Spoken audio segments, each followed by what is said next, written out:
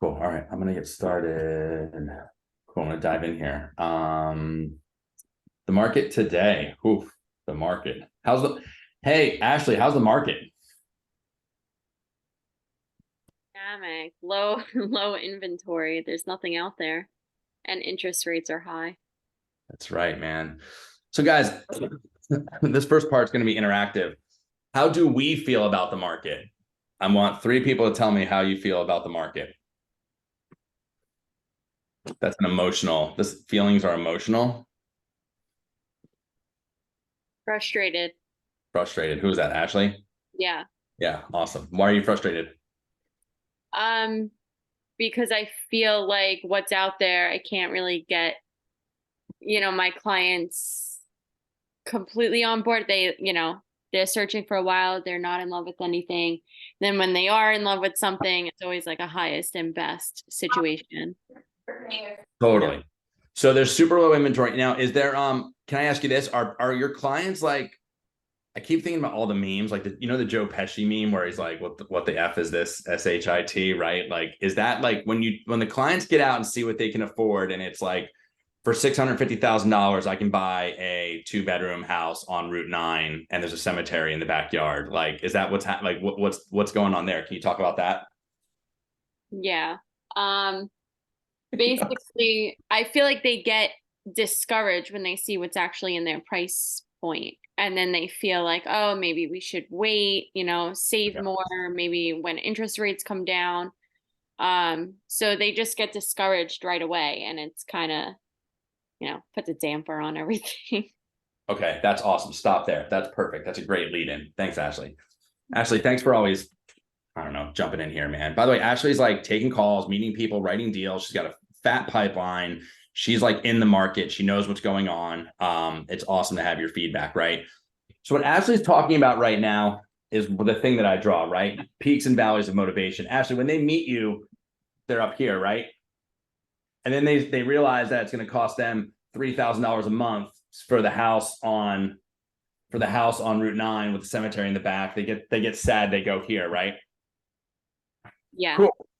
Does that sound right to everybody else? Is there anything else anyone wants to add about what they feel, how they feel about the market and what they're seeing? Like I said, it's accurate. I just that client I've been working with for a while now. I just got a rejection that they still had 18 offers, so it's not slowing down. It's not even though the rates are still high, there's still just competition because there's still less and less homes. I was looking at the like the report for like year over year from like Monmouth and Ocean County. There were 300 less homes available last year, and the average and median prices all were up. So there's prices are still going up, rates are still going up, and inventory is still going down. So it's definitely a struggle of everybody out there. Awesome. So this is great, man. And by the way, I always like to point this out that like how many teams are talking about this stuff together, like masterminding, like not many. So I'm glad you guys are here and you guys are out in the field. I always say this. Is my camera not on? Is my camera off? Oh, weird. Okay. Sorry guys. I was not trying to be a secret agent. I have like 2 monitors going and I'm a boomer, you guys. So I apologize for not having my yo, you guys can be like, yo, Joe, do you know how to make Zoom meetings not suck? You can turn your camera on. That's what you guys can say, by the way. You can hold me accountable as well. So anyway, what it looks like is what I'm hearing is so what I think is this is I think that there is, I think I just shared. I'm in Orange County, California. I was at the gym the other day. I met this woman who lives in like this really prestige. Like we just got to talking. We were in line for like I don't know, whatever, probably like protein shake or something, right? And she's like, she lives in a very fancy gated community, and she told me she rents. And I was like, oh, cool. And she was like offering up this information to me. She's like, because we were talking about real estate. She's like, yeah, you know what? We can't afford to live in this community. We can't afford to buy, but we can afford to rent, like with the down payment and all that stuff. So they just decided to be renters. Does that make sense, you guys? Like that gated community, that like she wants to say she lives in Bear Brand, right? Like she wants to say she lives in that community, and that's cool.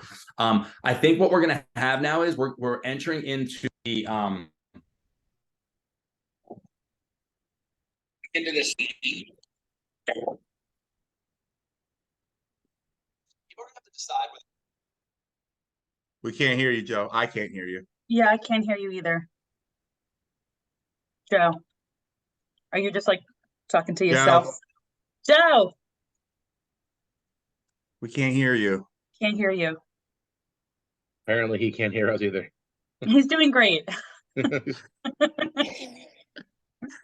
only Thursday. Leave It's him fine. alone. Things are going great. I don't know what he did. Hear me now? Yes, Yeah. there you are. Dude, it's a nightmare, dude. You know when your computer's like the Bluetooth picks up your earbuds that are in your pocket? Can anybody relate, dude? Can anybody be Yes. like, yeah, that's awesome. So I saw You that. relate to that, Joe? So I think we're entering into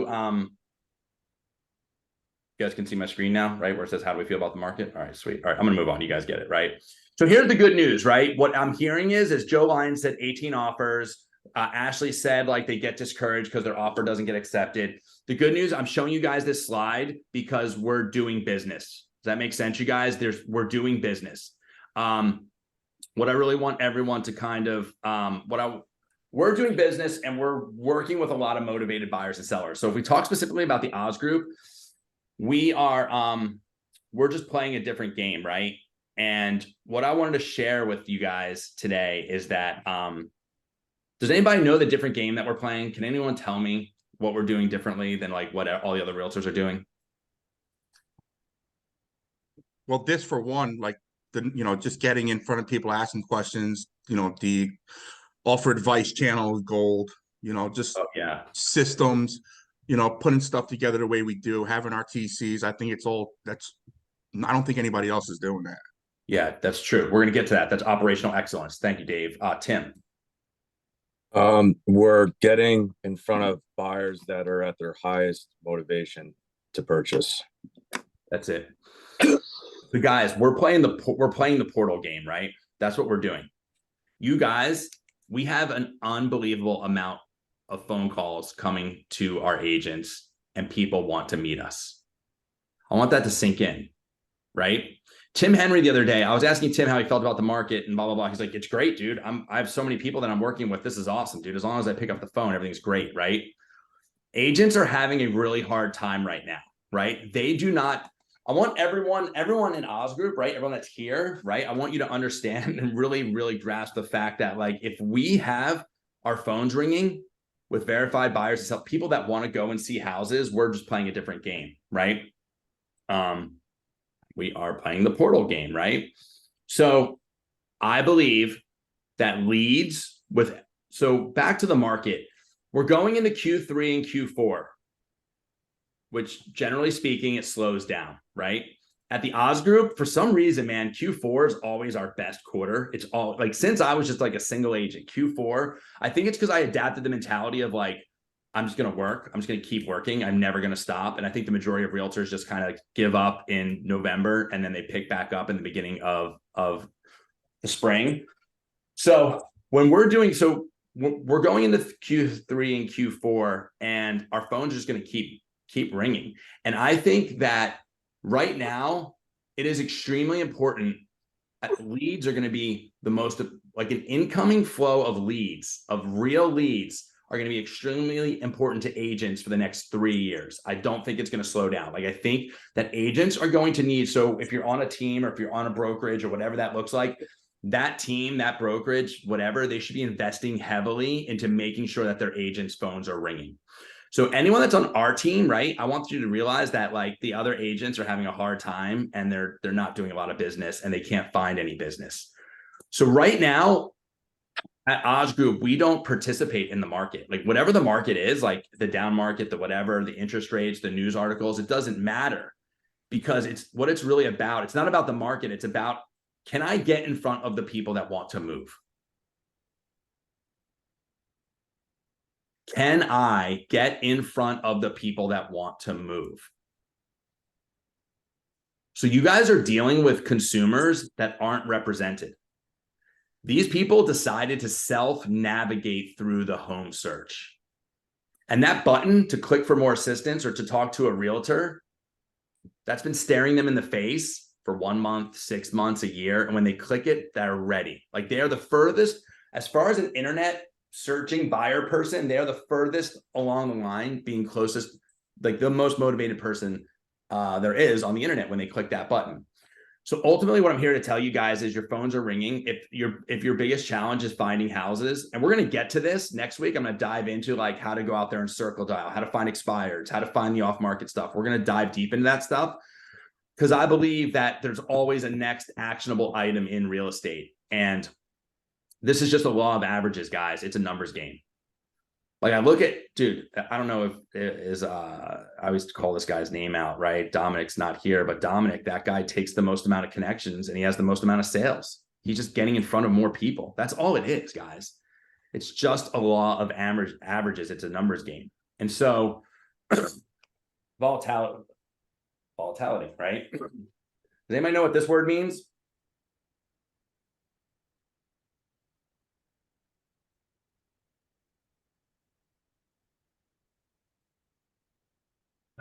Is it like unpredictable, kind of like ready to explode? Yeah, I like that. Yeah. I just Googled it, you guys, because I'm not very, because I have Google, so I just Googled it. You know what I mean? Like I kind of put, that was kind of mean what I did to you guys. It's the liability to change rapidly and unpredictably, especially for the worse. So can anybody tell me where the volatility comes in your real estate business? Volatility. I think I have. Does anybody know where it comes? It comes in your sphere business. It comes in like just waiting for your phone to ring. Right? Liability. First of all, I don't like that word liability. This is the definition again. Liability to change rapidly and unpredictably. I don't like any of these words. Unpredictable, liability. I don't like these words, right? And then it says especially for the worse. So if you have your phone ringing and you have motivated buyers and sellers who want to go meet with you, I'm so excited. We're going to. someone's saying that was my voice somewhere. So where we have the advantage, right? This is where we have the advantage over anyone else right now going into the market. Again, I'm here to tell you guys, a lot of people are going to leave the market. 2,000 agents in the Monmouth and Ocean County MLS have left already this year. So just in that one MLS, 2,000 agents have left. They're gone, right? So they've already left. They're already gone. So we have an advantage, right? Someone read to me what the first advantage is. Talking to as many people as possible, taking connections, making connections. Yes. So what Ashley just talked about in the beginning is we talked about the peaks and valleys of motivation, right? When she's meeting people, they're at the peak of their motivation, right? She's going to meet them. She's going to write an offer for them. They're going to lose the house. They're going to get upset and they're going to go hide here. Did Ashley get into a relationship with them up here? She did, right? They know her, like her, and trust her most. If it's Ashley, I know that I know how she operates her business. They know her, like her, and trust her. So they might hang out here for a little bit, but when they get back here, do we think they're using Ashley? If she doesn't pick up the phone and if she doesn't go meet that person, she's not going to have that opportunity for when they go through this cycle. Right? So right now, moving into Q3, Q4, I would be having as many conversations with as many people as I possibly can, right? I'd be picking up the phone as much as I possibly can, and I would be going to meet whoever I can. Number two, I just kind of said this, right? Meeting as many people as I can face to face. Can someone tell me why it's important to go meet someone face to face, even if the house isn't available or if they're not going to buy that house?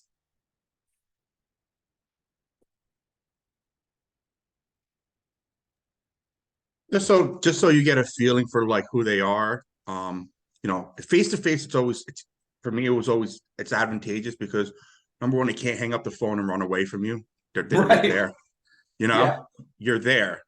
And just to get, let them know your personality a little bit more. It's harder to take something out of context when you're talking to them face to face. It's just more like a familiarity thing. Like, hey, I know that person, or he was a nice guy, or whatever the case may be. It's just easier to do it that way. Dave, let me ask you this. When you go meet someone face to face, do they usually wind up working with you? Do you make a connection? Yeah, usually I do. Yeah. You get dressed up, you put on a collared shirt and a pair of slacks. Mhm. And I go and I bring my information, and I look prepared because I am, and I speak professionally, and I just kind of read their vibe. If they're more laid back, then I'm more laid back. If they're more analytical, well, then I'm going to be more analytical. Like I'm going to try to meet their energy. Dude, that's perfect, man. So I think, does anyone know the percentage? If someone's going to buy a house, what the percentage is that they're going to use you if they meet you? We talk about this in onboarding. It goes up 90% if you meet them, right? Has anybody like not met a person and tried to follow up with them and had a hard time? Right? So ultimately, if we go meet with someone, we really what we're trying to do is we're just literally trying to meet them where they are. We're trying to find out what their motivation is, why they're moving, and we're trying to help them. And we talk about this. We've been talking about this on the trainings, the proactive versus reactive home search. Buyers are pissed off because they're taking a reactive approach to their home search. They're clicking on things on Zillow, on Realtor.com or whatever, and they're no longer available and they get mad and they hang up. But I like when Dave was like, yo, they can't get away from you. They can't hang up on you, right? Like if you meet them, you get to have a conversation about the market. And if you understand the market and can communicate at a very high level how you can help them, they're going to work with you. And the last part here, number 3, will someone read number 3? Keeping a clean database and following up with everyone. Everyone. Thanks, Tim. This is a contact sport. We need to be having nothing but conversations, right? So back to what Ashley said when she was like, hey, they made an offer, they got upset. And then she said once you make an offer on a house and you don't get it, you get upset, and you get emotional, you have other options, right? We can rent, we can move in with our parents, we can go whatever. There are options. But while they're doing those things, they're probably coming back. Do you think it's a good idea to stay in a relationship with them? If you meet a stranger, if you meet a buyer or a seller from the internet, here's the stats. They've talked to 2 realtors before they spoke to you, and they're probably going to speak to 2 more after you. If we don't stay in contact with them, we are going to lose them. Goes right into here, right? The way we show up matters, right? How are we standing out? How we do anything is how we do everything, right?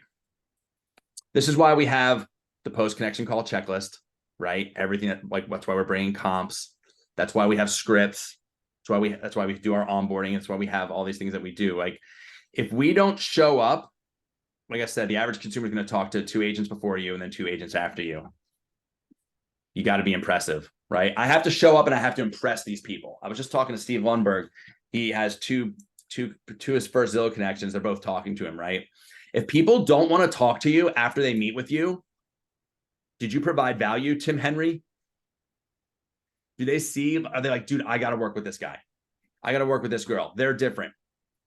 Ashley provides value on her appointments because she's working with a lot of people. She's writing deals, right? Like I see that. When people leave Ashley, they're like, that's my realtor. I have to work with that person, right? You have to be impressive. You have to meet them. We have to be on time. We have to know our scripts. We have to talk about the market, and we have to get in a relationship with them. And you have to do what? Follow up, guys, right? If you don't do all those things, they're going to work with someone else. Fair, right? So I think for a lot of us, the nurture bucket, the nurture stage in our CRM, all those people should just be called all the time, man, because things are changing constantly.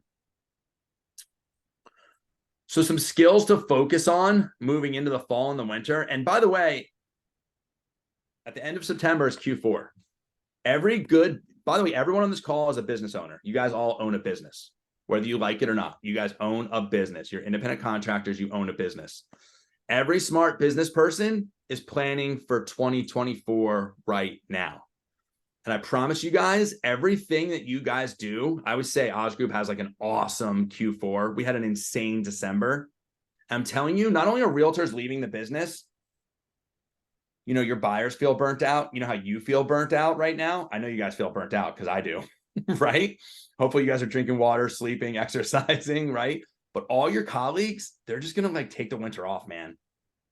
and you guys keep running, like I always look, I had a broker once who was like, oh man, I can't wait for Thanksgiving. That's when we get to like chill until the spring. That's what he said to me. We get to chill until the spring. That's insane. I look at the end of the year as like the ribbon at the end of a finish line. Do we like when runners are like, when a runner's going to win a race, do they like slow down before they get to the end? What do? Run through it. They run right through that thing, right? If you guys can do that, 2024 will be insane.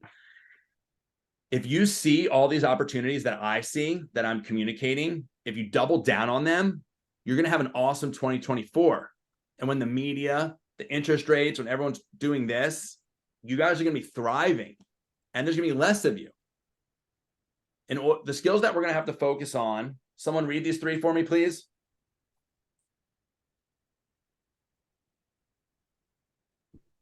Operational excellence, emotional intelligence, the X factor. That's right. Guys, what's operational excellence? Someone was just talking, Dave was kind of touching on it or whatever. Operational excellence helps real estate companies and agents to be more effective in their day-to-day operations, which can lead to increased productivity and profitability. Can someone give me examples of operational excellence at the Oz Group? Black. You said Slack. database management. Yes, database management, correct. The fact that you have a database, you have Follow Up Boss, and there's 5 things, right? 2-way communication, future tasks, logging your appointments, notes, 2-way communication, right? Slack, yeah, 100%, man. You guys should be taking calls, getting offers accepted, dropping them in Slack, and then leaving. You guys don't have to gather your paperwork. Lauren does that, right? You don't have to like do all those things and schedule appointments. Like you guys can move quickly. The post-connection call checklist, right? The listing agent pre-showing conversation, the front porch driveway conversation, the offer submission checklist. By the way, guys, those of you who have done a bunch of deals, don't get lazy. Don't get complacent, right? Follow the post-connection call checklist. Follow the script. They're there to help you if you want to go to scale. Can someone tell me what emotional intelligence is?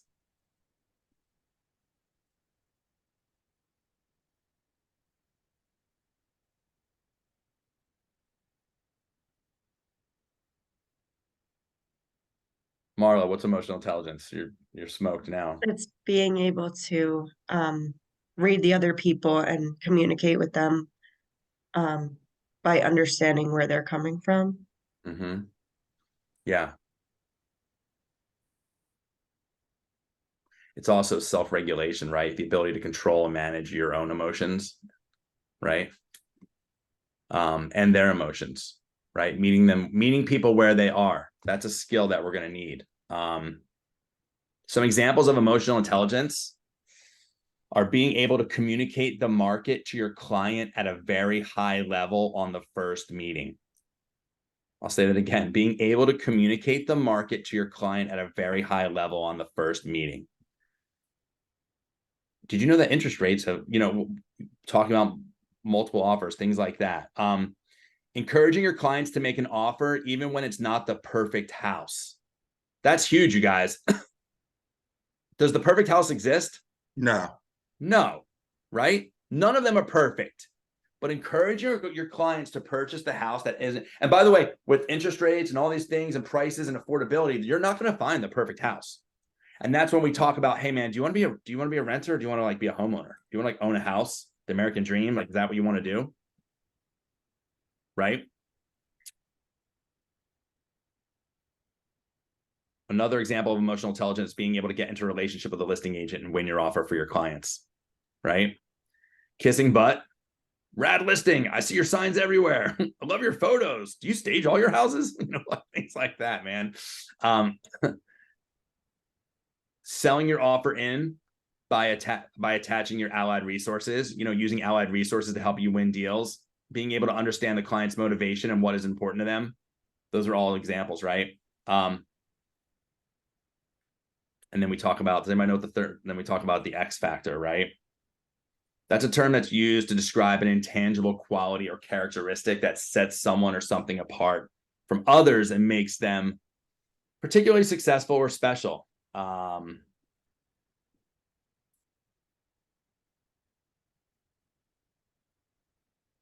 secret is you have to understand the market to be able to explain it to your clients, right? That X factor as well would be like leaning on your real estate team, asking for help and things like that. And also just having the courage to tell your clients, this is probably the most important one, having the courage to tell your clients exactly what they need to do to win their offers, right? Next, does anybody know why we put this slide in here? 3 lead generation levers.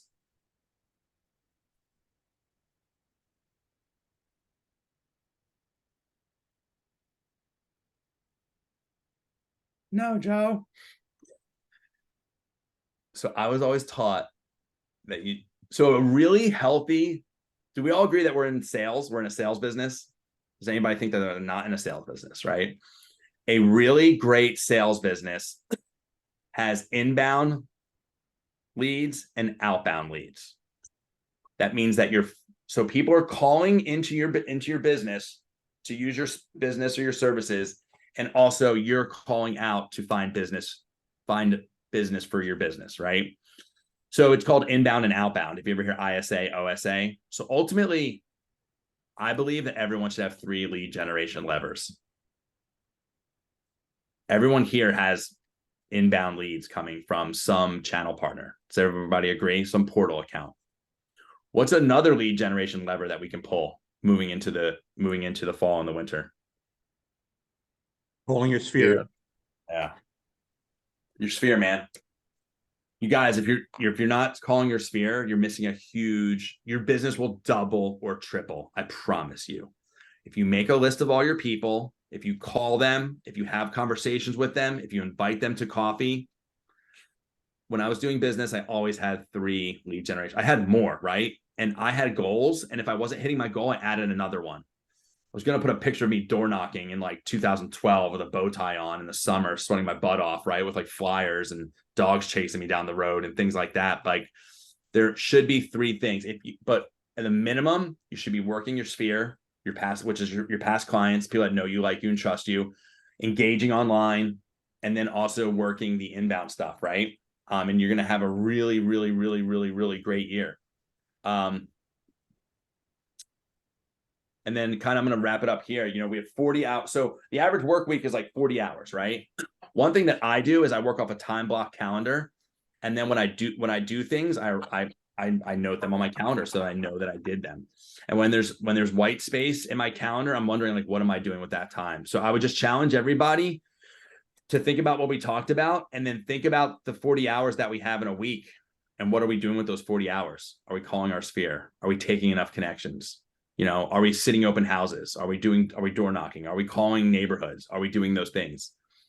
And so, does the audio match the visual? Is what we're doing match what we say that our goals are?